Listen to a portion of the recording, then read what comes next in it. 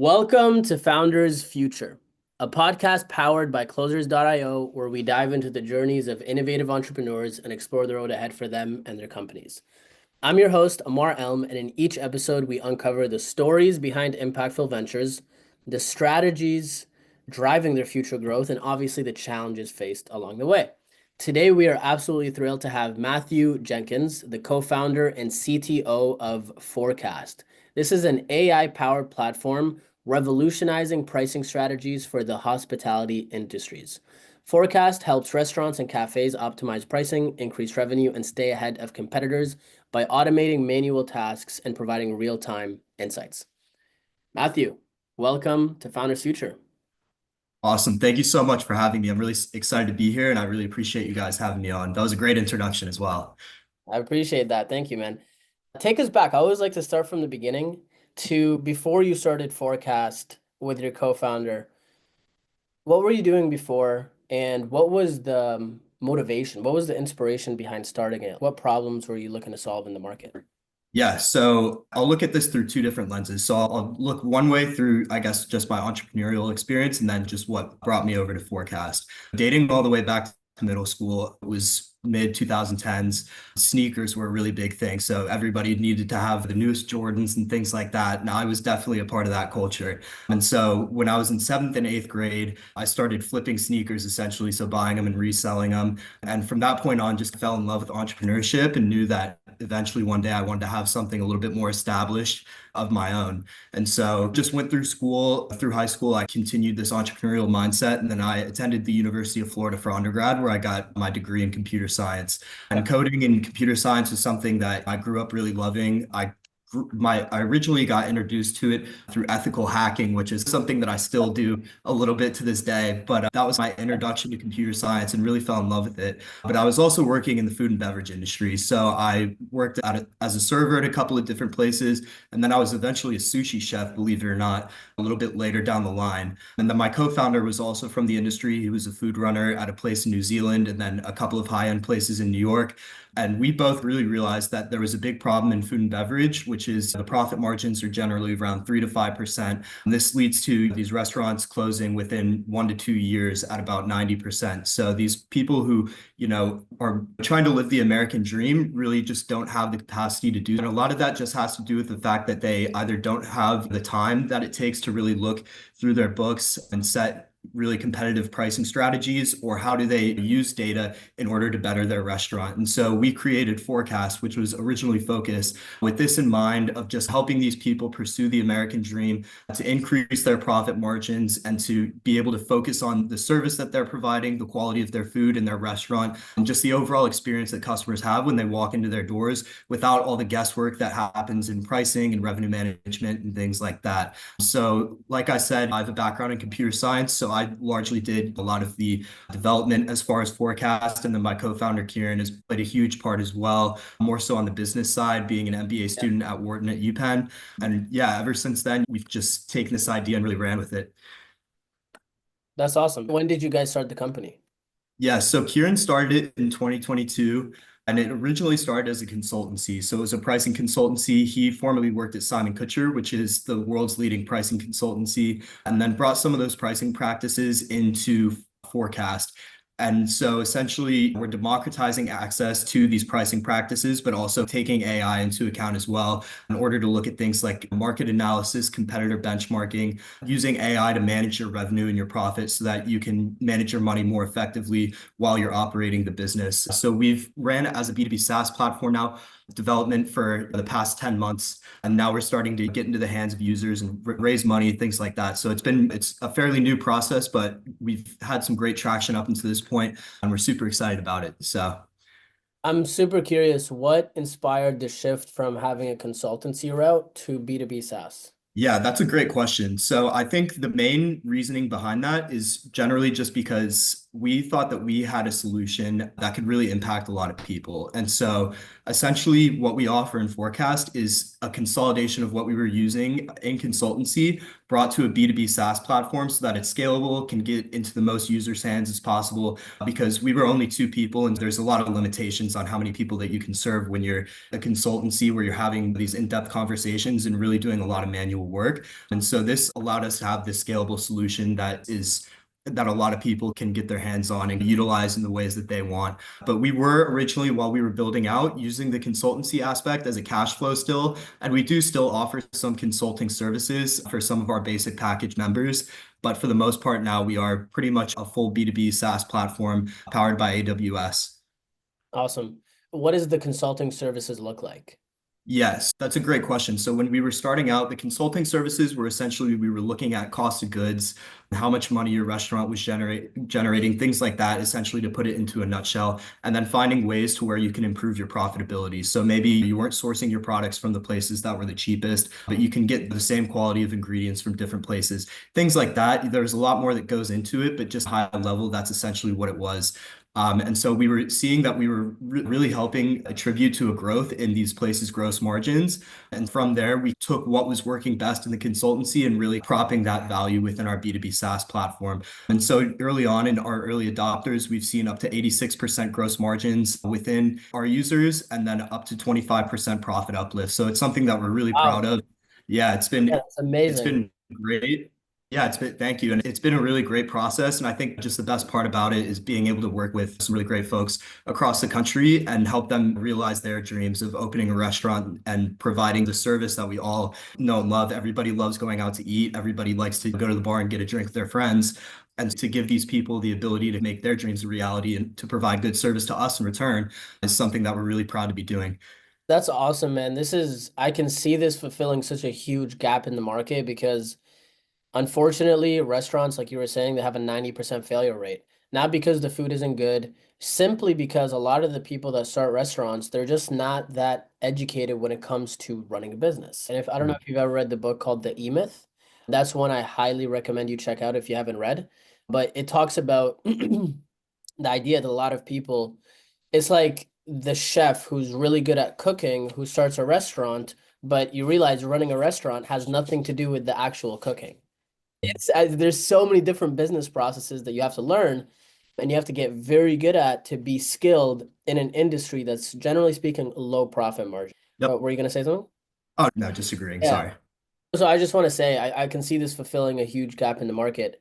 So I'm reading the LinkedIn bio for Forekast, and what I'm getting at is I want you to help us understand the listeners who maybe haven't checked your website out, who don't have a computer science background. It says Forekast is an app that helps restaurants save time, make more money, and improve experience powered by AI and data. Help us understand from a layman's perspective, like you're talking to somebody in grade 5, how does that actually work? If I sign up for your platform, what do I have to do? And then how is this helping my business?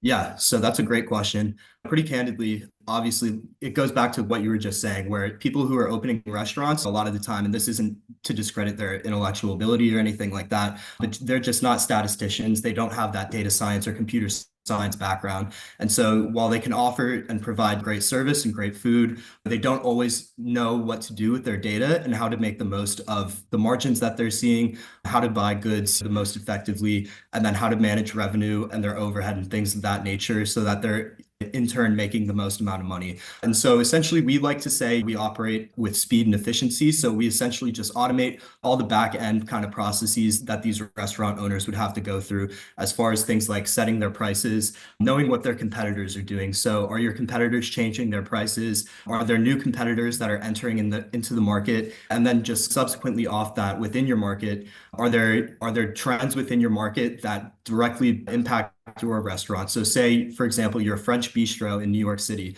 Is there an influx of demand for French bistros in New York City? And how can you expect that to impact you directly? And then more so using your own data. So in-house data that is taken directly from the POS system. And we're functional across POS systems. But essentially, this part just looks into your historical sales data and any in-house data that you're willing to provide for us in order for us to then manually using or excuse me, not manually, automatically using AI, figure out where you can be spending your money a little bit more wisely, things of that nature, where you can expect profit uplifts during different demand periods and things like that. So essentially, to put in layman terms, takes all the guesswork out of what you're doing in the back of house so that you can focus on just operating a restaurant and delivering that quality of service that your customers deserve and that you know that you can provide. 100%. They can focus on their zone of genius.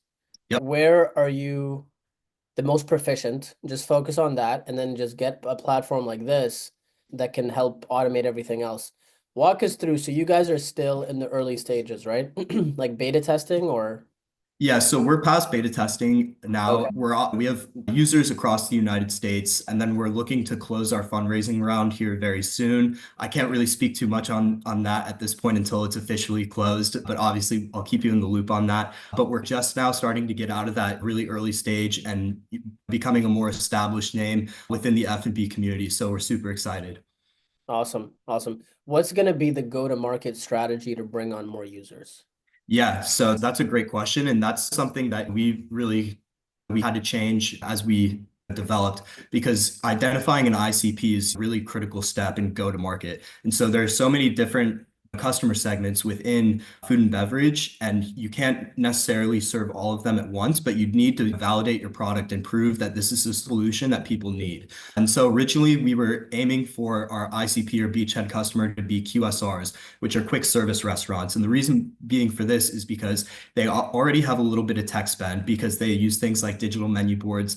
They have POS providers that are pretty much all online, so they're not just cash in hand or whatever, that sort of thing. But they proved to be a really good ICP for us in validating our concept. And then as far as go-to-market, we've done a bunch of different go-to-market strategies. So we've used social media marketing. We've attended expos, hospitality expos, where we're in front of a large mass of hospitality venue owners where we're talking about our solution and how it might benefit them. And then we've done the cold email and cold outreach approach as well. But I would say actually really being in front of these owners has helped us not only to go to market, but also to validate our product and figure out what people might like and what they might not necessarily use. Because I think there's a big difference in founding where you think that you have a solution that people might really like, but in reality, they're looking for something completely different. And so just really validating your concept is something that's really crucial before you go into market. And that's something that I tell all these different founders that I've spoken with ever since I became one myself, is that the most important piece of go to market is identifying that ICP and making sure that you're really listening to their pain points and delivering on that via your solution. Yeah.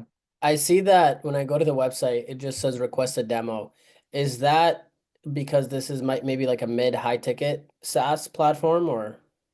Yeah, that's a great question. So I think the reason why we went requested demo route, as opposed to say just being able to buy the product directly on the website, first of all, that is something that we're looking to do where you can just buy the product directly on the site. But I think that we really want to work, especially with a lot of our early adopters, to make sure that they're choosing the package that works best for them, because we have brief descriptions of each package and kind of what's contained within it on our website, but we want to make sure that you're doing what's best for your business. For example, if you are a multi-venue restaurant, or something of the sort where you have a lot of data to parse through, and what you might be searching for is going to be completely different than maybe a mom and pop that only has one location and maybe only generates like $250,000 in revenue per se. So we want to make sure that we're coaching you through the process of making sure that you're buying the correct package for your business's needs. And so that's why we have requested demo, so that they can see what we offer and then we can tailor a solution specifically to their venue. Awesome. What's it been like as a young founder? Because you're probably what, like 21? Yeah, I'm 23, so You're 23? Well, yeah. what are some of the challenges that you faced? Maybe mental limitations. Walk us through that. Yeah, so I would say, first of all, I don't think I've really faced any specific challenges due to my age. I think that a lot of people are really willing to listen regardless of your age and things like that. And I don't necessarily see it as anything that's stymied any progress that I've made as a founder, because I think a lot of people are especially receptive to young founders, because I think a lot of young founders have this grit. And also a lot of young people who are fresh out of college are very current on technology and things like that. So I don't think that my age necessarily takes away from any of the merit of what I can do or anything like that per se. But it's I guess an unusual path because a lot of these people, for example, like I don't have that FANG background. I never worked at Meta. I never worked at Google. I didn't have those experiences. When I was in college, I interned as a communications coordinator at the ACLU. So I didn't even have a technical internship necessarily. And so I would say that experience, while it would have been valuable throughout this process, I think that most of the growth points for me or some of the obstacles that I've overcome are things that aren't necessarily unique to me, but unique to founders everywhere, whether you're 23 or if you're an older founder who's maybe more established in a young career and looking to do something new. Obviously, it is a very risky step, but I think that especially when you're young is the time to do it. Like I don't have a mortgage to pay. I don't have kids to feed or anything like that necessarily. And so now that we have a team behind us, obviously that's changed a little bit because we have people on board with us who have families to take care of and things of that nature. But coming into this, I almost saw my age as an advantage because I saw myself as just relentlessly determined, and I really saw a problem that I was really passionate about solving and just was able to attack it, putting my full focus towards it without having anything in the back of my mind of if I fail and this doesn't go the way that I had originally anticipated, there's a lot of especially financial hardship that might come from it. And so I think that was like a very freeing thought as far as being a founder. And while it is definitely untraditional, I've embraced being a young founder. Yeah, that's a great belief to have. And I was actually just talking to somebody right before this on another podcast about how the majority of people feel like they view the world objectively. And oh, I just see it how it is. This is just how the world is. But in reality, every single one of us has a lens that we view the world through that's tinted with our beliefs. Whatever we hold to be true about the world, or what we believe to be true about the world, is how we will see the world and how the world will look at us, which is very interesting. So when you say you view it as an advantage, I think that is one of the best universal omnipotent beliefs that somebody can have, that regardless of where I'm at, that's an advantage. That's a benefit to me. Because when you think that way, it's only going to help you. It's only going to aid you. And I'm sure that people, when you're maybe in meetings trying to raise VC funds or talking to different restaurant owners and whatnot, pitching this, they sense that off you. There's an energy that comes from that, and it can be very powerful. Yeah, and if I might add too, if you look at kind of some of the statistics behind startups that end up becoming really successful, I would say one thing to look at is around 2/3 of the people who are penetrating into certain markets, they've never actually worked in that industry before, but they identified a problem within it. So I am coming from the industry, but that's not necessarily true of everybody. And then the second thing is I think that there's a large influx of demand and just excitement around young founders. For example, if you look at some of the Ivy League institutions, there's a lot of university-backed like venture funds now these days. For example, Harvard just launched theirs. I know of two students from Yale who just raised the largest, I think it was seed investment in Ivy League history. So I think now there's a lot of excitement and just general fervor around young founders. And so I think that it's going to create this large demand for younger founders like myself. And then just building off that too, you don't always have to be the most technical these days. There's a big kind of talk around vibe coding, which is essentially where maybe you're not technical yourself, but you have a vision for a product and can tell the story of the product and how it'll play out in the world. And so I think that's going to really help grow this base of young founders that we're seeing all across America. So it's honestly a very exciting time to be It within is. the startup ecosystem. That's awesome, man. I love that. What's your vision? Where do you want to take this company? Yeah, so I would love to work within Forecast for as long as I can for a couple of reasons. Obviously, when you have a startup, it's like your baby and you want to raise your baby for as long as you can. But also, I love the industry that we're in. I love the people that we work with. I think just hospitality in general is really fun and exciting to be in. We just, as far as expansion and kind of scaling, we're doing F&B right now, but we see a lot of feasibility for this solution in different verticals of hospitality. So within resorts, hotels, spas, tourist attractions, that sort of thing. These practices and solutions that we're offering are applicable to all of these different verticals. And while we're in F&B right now, that might not be something that it might not be where we are entirely in a couple of years. And so just the idea of being able to scale is something that's really exciting to me. But yeah, we're not looking necessarily for an exit anytime soon, just using this as like a get rich quick scheme. I think that my co-founder and I are both really passionate about the solution that we're working with and the people that we're working with as well. And so I think that to the extent that we can keep this going is something that we're really excited to do. What are the priorities over the next 6 to 12 months? Yeah, so I would say right now the first priority is to just finish out this fundraising round after we build out the solution. Originally, we were raising funds, but I don't think that we really knew what exactly we were raising for, which is the dangerous thing to go into fundraising and asking for a lot of money, but not knowing what you're going to spend it on. Because the moment you get VC funding, so I went to University of Florida, we have a saying down there, scared money don't make money. And that's the mentality that VCs have, where if they're going to give you money, they expect you to spend it. And so you better know how you're going to spend it. And so Yep. I think that closing out this fundraising round and just knowing exactly how we're going to appropriate those funds is step one. And then step two is obviously just going to be expansion. So getting it into different users' hands, figuring out what they're using the most and what they're not, and then making sure that not only are we onboarding new users, but the ones that we are onboarding are coming back and using our platform for months to come and things of that nature. And then just finally, more from my technical perspective, just figuring out what features are working and how we can potentially open new features to help folks in the most unique ways possible. Awesome. I love that, man. I love that. I'm excited for you. I'm excited to see where your journey takes you. Thank you. What's the best way for people to reach you guys? Yeah, so our Instagram is Forecast App, or it's at Forecast App, and then you can find us on LinkedIn at Forecast. And then our website is forecastapp.ai, and you can book calls on there. You can learn a little bit more about us on there, or you can just reach out to myself or my co-founder Kieran personally via LinkedIn. We're friendly, we don't bite. So feel free to do that as well. Awesome. So that wraps up another inspiring episode of Founders Future. Thank you to Matthew for sharing your insights and the innovative work that you guys are doing at Forecast. I'm super excited to see where this goes. For our listeners, if you enjoyed this episode, don't forget to subscribe to Founders Future wherever you listen to your favorite podcasts. And if you're looking to scale your business and enhance your sales and marketing efforts, visit closers.io to discover how we can support your growth journey. Until then, keep on climbing.